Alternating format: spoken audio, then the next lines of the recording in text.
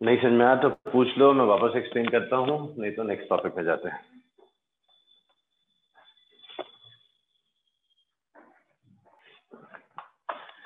सी यहाँ पे अभी तक हमने सीखा कि पोटेंशियल एनर्जी कैसे निकालना है, how to find potential energy.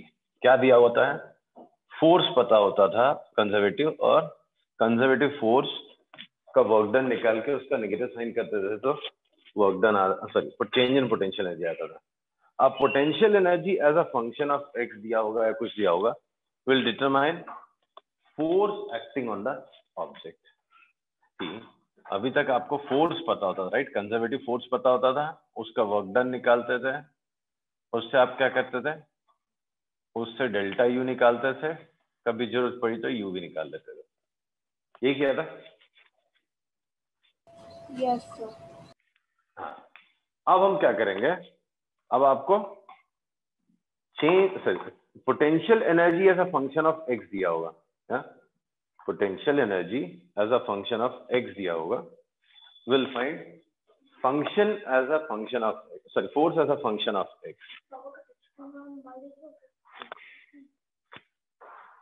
समझा? फोर्स से कहां पहुंचे थे हम लोग पिछले टॉपिक में, फोर्स से पोटेंशियल एनर्जी पहुंचे थे। इस बार रिटर्न आना है, पोटेंशियल एनर्जी से फोर्स पे आना है। हेलो, हाँ सर समझ गया। हाँ, so let's trace back the path. Basically हमने देखा था पोटेंशियल एनर्जी, अगर एक कॉन्फ़िगरेशन में, मतलब बेसिकली डी यू अगर हम देखें तो डी यू क्या था हमारा, negative of work done by conservative force.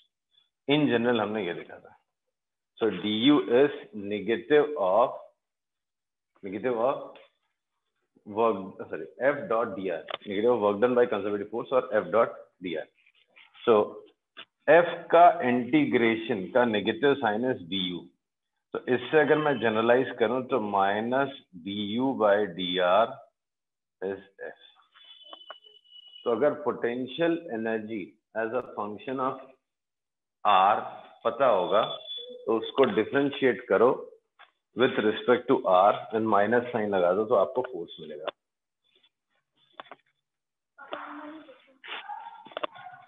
Yes sir. Right, for example, जैसे एक एग्जाम्पल लेता हूं मैं, अर्थ के सरफेस से अगर h हाइट है या r हाइट है, r is height from the surface of earth, तो यहाँ पे पोटेंशियल एनर्जी कितना होता है, पोटेंशियल एनर्जी कितना हो गया, r हाइट पे सरफेस है, जैसे जैसे r बढ़ता पोटेंशियल एनर्जी बढ़ेगा ना, कितना हो गया, m मास है,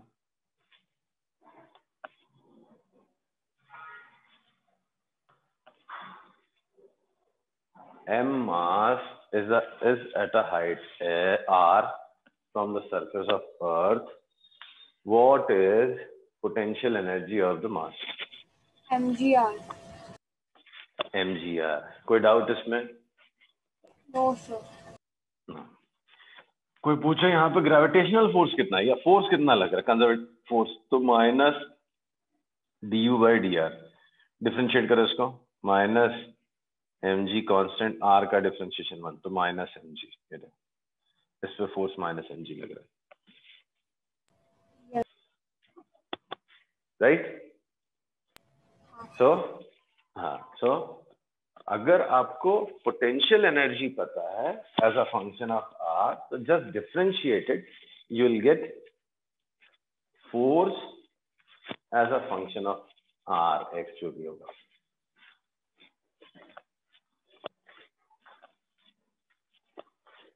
राइट,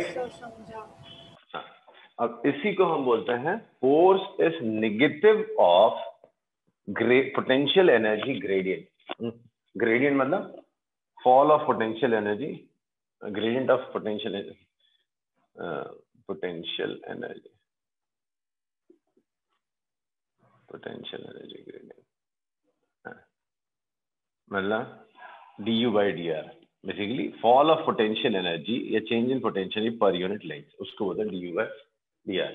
तो force is what, force is minus du by dr, negative of gradient of potential energy as a function of, negative of gradient of potential energy बोलते हैं, नहीं?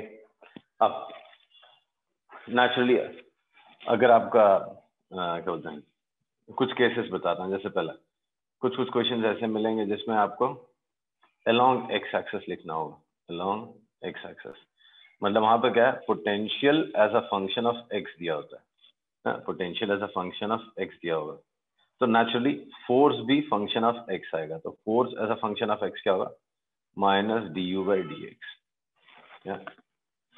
अगर potential energy as a function of x दिया होगा, एक direction में potential energy change हो रही है, एक्स एक्सिस के अलॉन्ग पोटेंशियल एनर्जी चेंज हो रही है, और उसका दिया होगा अगर कुछ फंक्शन, उसको डिफरेंशिएट करो with respect to, for example आपका स्प्रिंग का पोटेंशियल एनर्जी आपको मैंने बता दिया क्या है।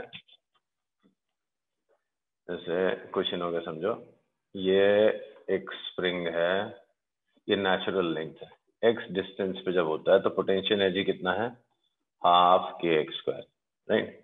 ये एक्स एक्सिस है, पोटेंशियल एरिया का distance X is what, half K X square. तो पूछेगा what is force acting on it, तो force acting on is minus D you by D X, तो डिफरेंशिएट किया minus half K constant X square का 2x, 2 cut minus के x, ये था ना स्प्रिंग फोर्स माइनस के एक्स, जिधर डिस्प्लेसमेंट होगा उसके उल्टे डायरेक्शन में फोर्स लगता था।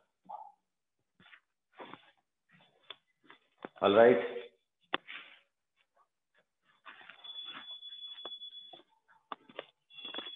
Yes, sir. तो ये हो गया आपका क्या, अगर एक्स एक्सिस के अलॉन्ग। अब अगर फोर्स कांस्टेंट है, इन केस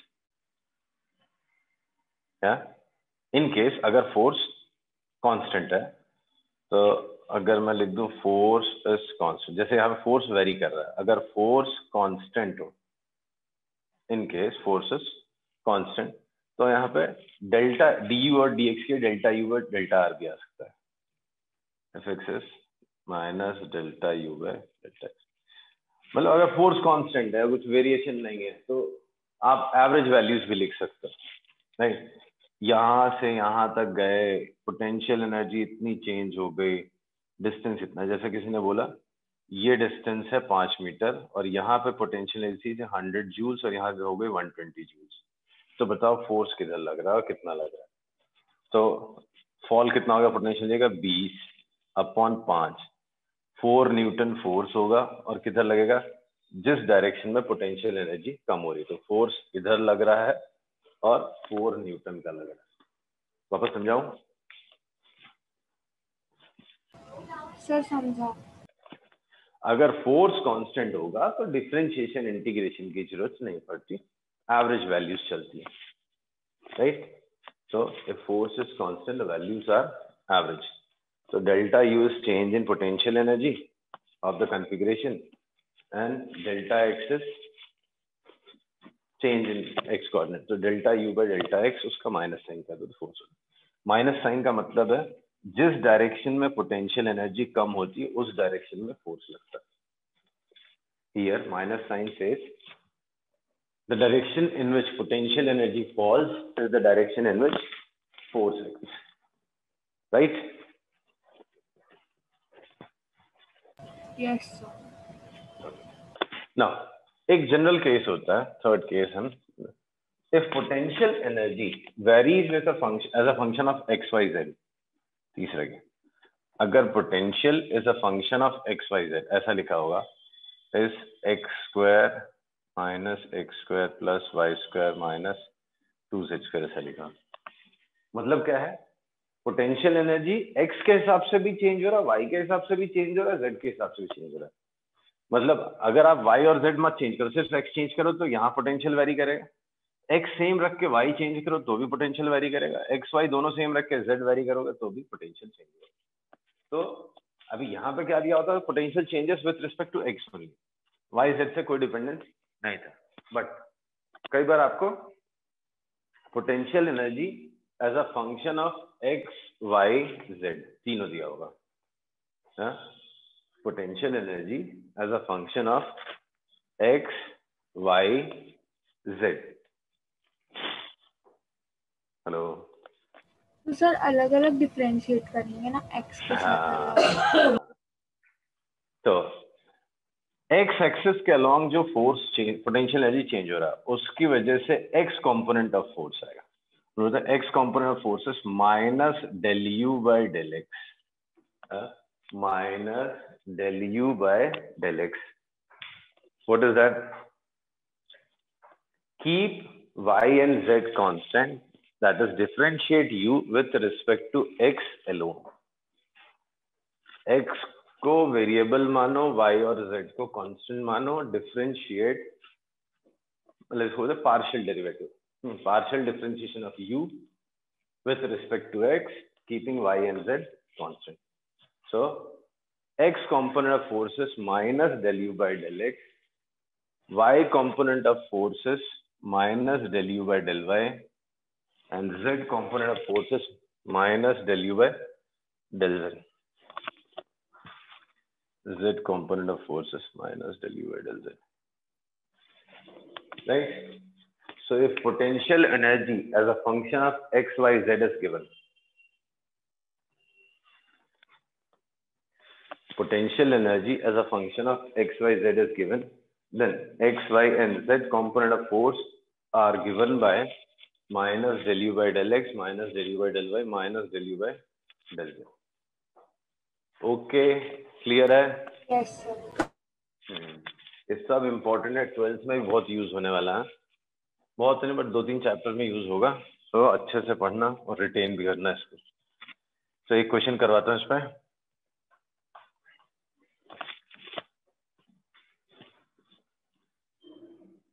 फाइंड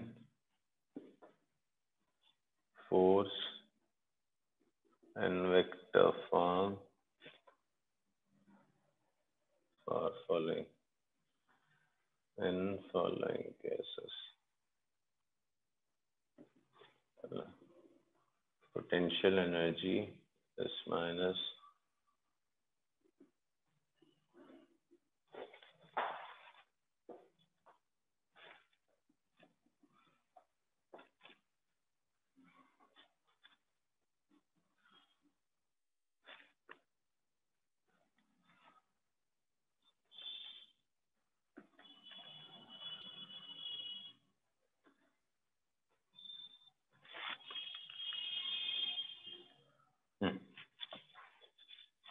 बताओ क्या आएगा पहले वाले का।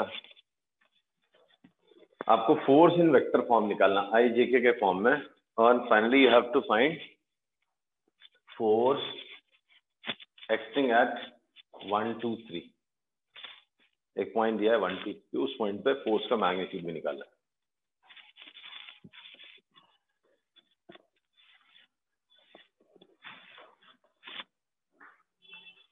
एक्स वाई जेड कॉम्पोनेंट्स निकाल लो।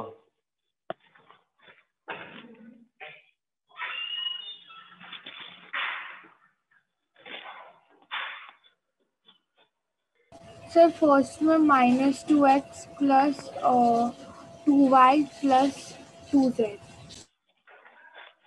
माइनस क्यों आएगा? ओवरऑल साइन बता दो। अच्छा अच्छा, थोड़ा सा गड़बड़ है लड़की। एक तो वेक्टर फॉर्म नहीं बता रहे, आई जे के होना चाहिए, तो उसको भी स्केलर क्वांटिटी की तरह ऐड कर रहे हैं।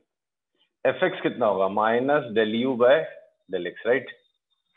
Minus del u by del x, तो माइनस इसका डिफरेंशिएशन हो गया -2x, माइनस माइनस प्लस हो गया। सिमिलरली एफ बाई 2y आएगा, एफ जेड 2z आएगा।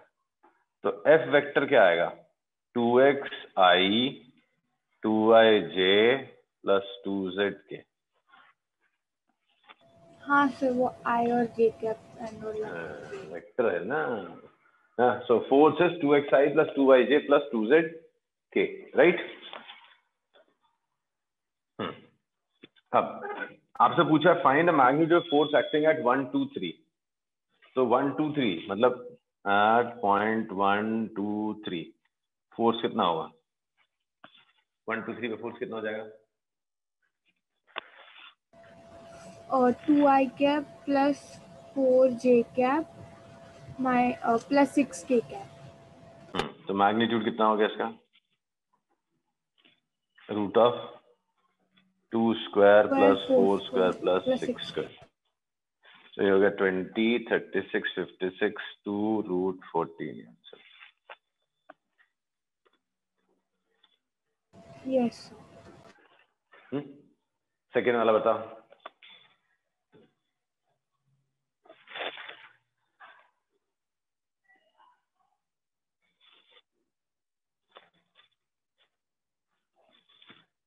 आ गया?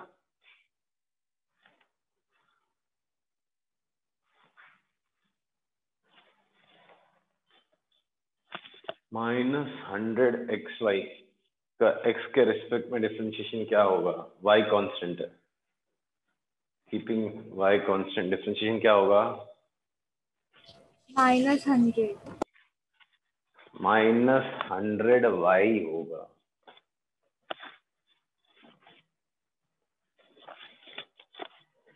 -del u/del x, मतलब ये भी कांस्टेंट, ये भी कांस्टेंट, 100y पूरा कांस्टेंट, x को डिफरेंशिएट करना, तो -100y।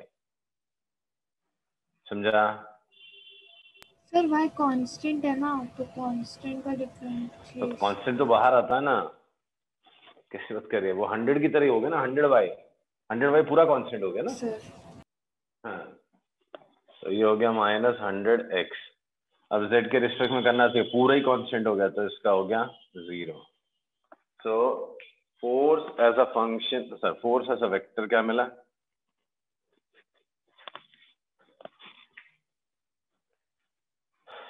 $100y plus $100xj plus 0 at point 1, 2, 3, 100i plus 200i y का दिस प्लस 100j।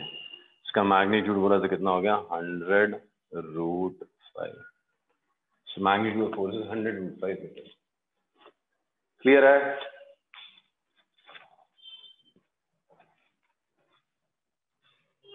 यस। इसमें z कोऑर्डिनेट के रिस्पेक्ट में पोटेंशियल एनर्जी चेंज नहीं हो रही, तो z कंपोनेंट ऑफ फोर्स है ही नहीं, राइट? ना ये छोटे छोटे क्वेश्चन जो है, पहला, can we have a point where conservative force is also 0 and potential energy is also 0?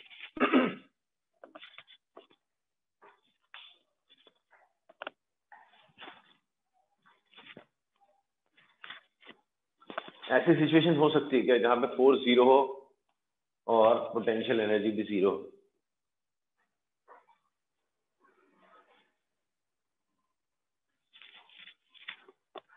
Yes sir. बिल्कुल हो सकते हैं, right? There is a possibility कि force is 0 as well as potential energy is 0। जैसे हमने बोला था gravitational force between two objects, infinite separation पे ना फोर्स है ना पोटेंशियल एनर्जी। बहुत सारी सिचुएशन है जहाँ पे फोर्स भी नहीं है, 0 भी नहीं। ठीक, can we have a situation where force is 0 but potential energy is not 0?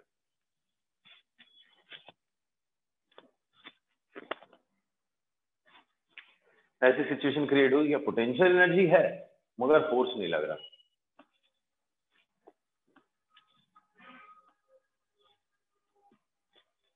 Force नहीं लग रहा बट पोटेंशियल एनर्जी है। सर कैसे नहीं होगा? ये भी होगा कब? U कांस्टेंट हो जाए। अगर पोटेंशियल एनर्जी कांस्टेंट हो जाए तो फोर्स क्या है? Force is rate of, sorry, negative of potential gradient. Potential constant है, पोटेंशियल एनर्जी कांस्टेंट है, तो पोटेंशियल एनर्जी का ग्रेडियंट कितना हो गया? 0 हो गया। भाई U कांस्टेंट है तो du/dr कितना हो गया? 0 हो गया, right? If U is constant, then du/dr is 0. The force 0. Possible. Is it possible that force is not 0, but potential energy is 0? Force लग रहा है, मगर potential energy 0 है।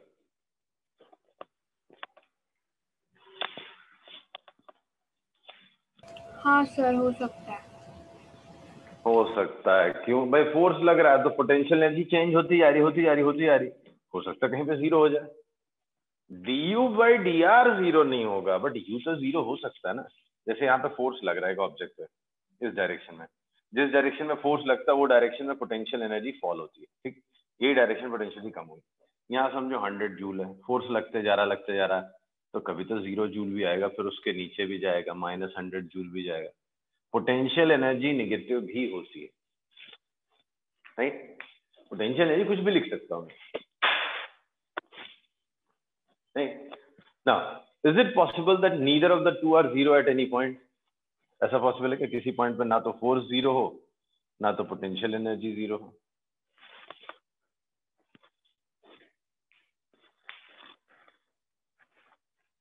Yes sir. ये तो बिल्कुल पॉसिबल है, इसमें तो डाउट आना ही नहीं है। वाई? क्या है, यहाँ 100 जूल था, पोटेंशियल भी थी, फोर्स भी लग रहा था, पोटेंशियल भी थी, कम होते जा रही थी, चेंज हो रही थी, जो भी। तो ये कुछ भी पॉसिबल है। ये ऐसे बहुत सारे चैप्टर्स में मिलता है। ये हमने वेलोसिटी और एक्सेलरेशन में भी देखा था। जब भी one of the quantity is not dependent on the other, instead it is rate of change of the other. जैसे a is what dv by dt, वैसे यहाँ पे f is what du by dr, right. तो इन सारे cases में क्या होता है, कोई भी पॉसिबिलिटी बन सकती है। One of them is zero, other is not zero, both of them are zero, none of them are zero, कुछ भी पॉसिबल है। ऑलराइट, और भी नेक्स्ट ईयर चैप्टर्स मिलेंगे ऐसे, इलेक्ट्रिक फील्ड और इलेक्ट्रिक पोटेंशियल को लेके। तो जब भी one of them is equal to negative of gradient of the other, तो कोई भी चारों पॉसिबिलिटी हो सकती है, सर। राइट। या सर आप सेकंड से थोड़ा बता सकते हैं, वो डिस्कनेक्ट हो गया। सेकेंड है, फोर्स जीरो है मगर यू जीरो नहीं है। हाँ ठीक है ना, यू अगर कांस्टेंट होगा, पोटेंशियल एनर्जी बदल नहीं रही है, यहाँ 100 जूल, यहाँ 100 जूल, यहाँ 100 जूल, 100 जूल, तो डी बाई डी एक्स क्या हो गया, यू कांस्टेंट हो गया, तो उसका डिफरेंशिएशन क्या हो जाएगा, जीरो जीरो हो जाएगा। तो वहां पे पोटेंशियल चेंज नहीं हो रहा, राइट। तो ये पॉसिबिलिटी है, u is not equal to zero but f is zero. कब है पॉसिबल? जब पोटेंशियल एनर्जी कांस्टेंट हो जाए। Okay, yes sir. Yes sir. फिर ये पॉसिबल है क्या कि फोर्स ना लग रहा हो मगर पोटेंशियल एनर्जी जीरो हो जाए, सॉरी फोर्स लग रहा हो बट फिर भी पोटेंशियल एनर्जी जीरो हो जाए। तो देखो, जिस डायरेक्शन में फोर्स लगता है ऑब्जेक्ट वही डायरेक्शन में जाएगा तो पोटेंशियल एनर्जी कम होती जाती है। जैसे ये डायरेक्शन में ऑब्जेक्ट आएगा तो पोटेंशियल एनर्जी कम हो जाएगी, वाई? ग्रेविटेशनल फोर्स इधर लग रहा है, राइट। तो मान लो एक सर्टेन पोजीशन है जहां पे 100 है और फोर्स लगते जा रहा है, ऑब्जेक्ट चलते जा रहा है, तो कहीं ना कहीं तो जीरो होगी ना। आपने अर्थ है, इसको बेंचमार्क लिया, यहाँ पे आपने जीरो मान लिया, तो यहाँ पे पोटेंशियल mgh है, कम होते जा रही, कम होते जा रही, यहाँ जीरो आएगी ना, फिर नीचे जाओगे तो और कम होती जाएगी। तो भाई पॉजिटिव से नेगेटिव आ रही है ना, तो बीच में कहीं जीरो भी हो गई। Yes sir. तो पोटेंशियल एनर्जी जीरो भी हो सकती है, कब? फोर्स लग रहा हो तब भी। फिर ये तो कॉमन सी चीज है, फोर्स लग रहा है, पोटेंशियल एनर्जी भी है, ये तो पॉसिबल है। एक ऑब्जेक्ट हवा में रखा, हाँ वो तो कॉमन सी चीज है, राइट। तो ये हो गया आपका फोर्स से पोटेंशियल एनर्जी निकालना और पोटेंशियल एनर्जी से फोर्स निकालना। फोर्स से पोटेंशियल एनर्जी कैसे निकलेगा? Negative of work done by conservative force, and potential energy से फोर्स कैसे निकलेगा? डिफरेंशिएट करके, minus du by dx, du by dy and so on. Okay, चलो आई स्टॉप, कल करते हैं आगे।